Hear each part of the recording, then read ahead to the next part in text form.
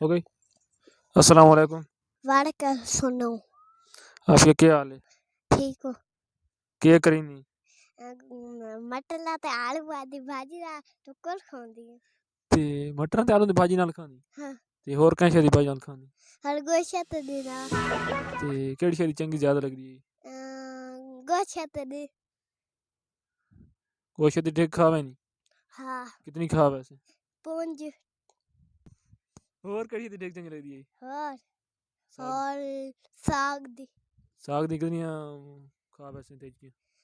पूंज 8 8 खा से? हाँ ते टुकर कितनी टिकियां खा वैसे?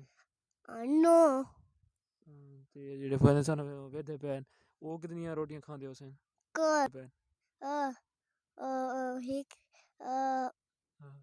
तर पूंज टिकी वही 5 टिकियां खा लेंगे। हाँ चल ठीक है, हाथ हला, अल्लाह हाफिज। अल्लाह हाफ़िज़ हाथ हला चे खून दर करके अल्लाह बस हाफ़िज़। बस।